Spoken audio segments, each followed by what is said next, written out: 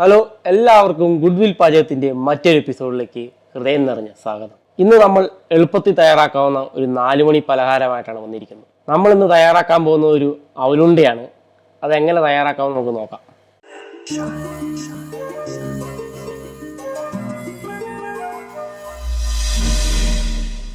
അതിനായിട്ട് നമ്മൾ 100 ഗ്രാം അവലെടുത്തിട്ടുണ്ട്. പിന്നെ അതിലേക്ക് ഒരു അരമുറി തേങ്ങ ചിരണ്ടി വെച്ച് എടുത്തിട്ടുണ്ട്. ഇത് നമ്മൾ ചുക്കും ഏലക്കയും കൂടി പൊടിച്ചതാണ്. ഇത് ജീരകപ്പൊടിയാണ് നമ്മൾ എടുത്തേക്കണേ, ആവശ്യത്തിന് എടുക്കാവുന്നതാണ്. നമ്മൾ 3 ടേബിൾ സ്പൂൺ നെയ്യ് എടുത്തിട്ടുണ്ട്. പിന്നെ അതിലേക്ക് നമ്മൾ എടുത്തിരിക്കുന്നതാണ് വൈറ്റ് എള്ള്.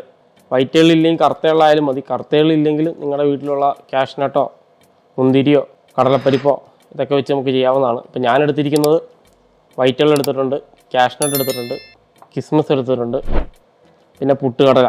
ഇത്ര സാധനമാണ് ഞാൻ എടുത്തിരിക്കുന്നത്.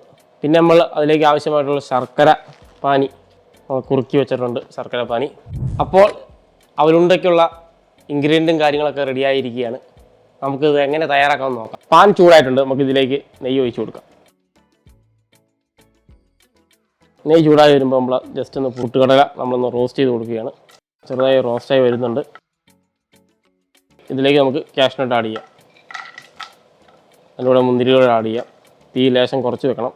പുട്ടുകടല പങ്ങാണ്ട് നോക്കണം. ഇത് നന്നായിട്ടൊന്ന് മൂപ്പിച്ചെടുക്കാം. ലേശം മൂത്ത് വന്നിട്ടുണ്ട്. ഇതിൻ്റെ കൂടെ നമ്മൾ തേങ്ങ ആഡ് ചെയ്യുവാണ്. അരമുറി തേങ്ങയാണ് ചേരണ്ടിയെ.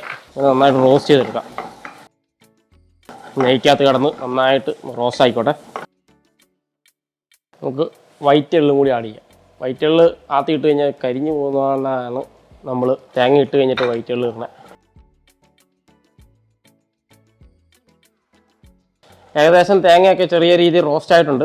ഇതിലേക്ക് നമുക്ക് അവലും ഇട്ട് റോസ്റ്റ് ചെയ്തെടുക്കണം. ഒത്തിരി റോസ്റ്റ് ആവാൻ പാടില്ല. ഒത്തിരി റോസ്റ്റ് ആയി കഴിഞ്ഞാൽ അവല് വിളയിച്ച പോലെയാവും. അപ്പോൾ ലൈറ്റായിട്ടൊന്ന് റോസ്റ്റ് ചെയ്തെടുക്കാൻ പാടുള്ളൂ. അപ്പോൾ ഇവനെ ജസ്റ്റ് ഒന്ന് ലൈറ്റായിട്ടൊന്ന് റോസ്റ്റ് ചെയ്തെടുക്കാം.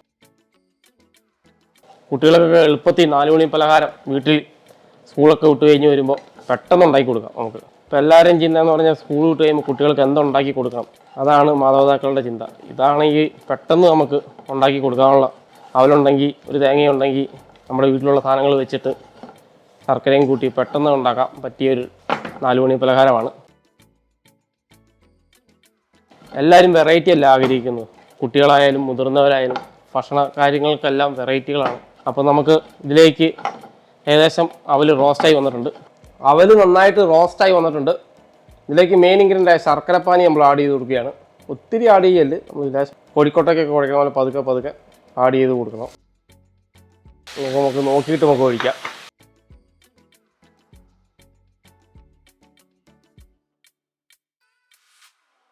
ഇതിലേക്ക് നമുക്ക് ഇത്തിരി ജീരകപ്പൊടിയും ഏലക്കപ്പൊടിയും ആഡ് ചെയ്യുകയാണ്. ഏലക്കയും ചുക്കും നമ്മൾ പൊടിച്ച് വെച്ചിട്ടുണ്ട്, അത് ആഡ് ചെയ്യുകയാണ്. ഫ്ലേവറിന് വേണ്ടിയിട്ടാണ്. പിന്നെ നല്ല രുചിയും കിട്ടും. പിന്നെ നമുക്ക് നന്നായിട്ട് കുറുക്കിന്ന് എടുക്കാം.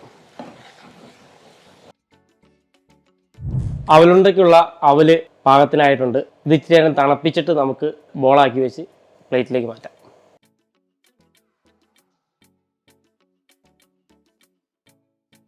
പിന്നെ നമുക്ക് ചെറുതായി ഉരുട്ടിയെടുക്കാം. നല്ലൊരു ബോൾ ഷേപ്പിലായിട്ടുണ്ട്. ഇങ്ങനെ ആക്കിയെടുക്കണം. ഓരോ ഉരുളകൾ നമുക്ക് ഇങ്ങനെ ആക്കിയെടുക്കാം. അപ്പോൾ ഇന്നത്തെ 4 മണി പലഹാരമായ അവലുണ്ട എല്ലാവർക്കും ഇഷ്ടപ്പെട്ടെന്ന് വിചാരിക്കുന്നു. അടുത്ത എപ്പിസോഡിൽ സിമ്പിൾ റെസിപ്പിയായിട്ട് വീണ്ടും വരുന്നതാണ്. Signing off Nivin.